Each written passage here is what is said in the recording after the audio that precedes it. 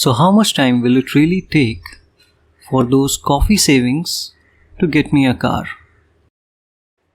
Carrying forward the older example, the maturity value at an initial value of 75,000, CAGR of 23.9 and 9 years is at 5,14,000. Now I want to see how many years will it take at the same CAGR for this value to become 10 lakh. So I can go to the goal seek function, select the value that I want to change, the value to which I want it to change, and the value that is driving that change, which is number of years.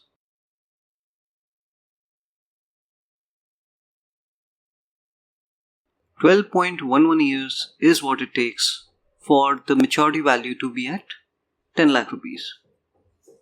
One thing to note is that for 75,000 to become 5,14,000, it takes 9 years.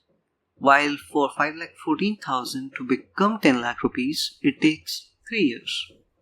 Another way I can use this is if I want the 75,000 to become 10 lakhs in 9 years by changing the CAGR.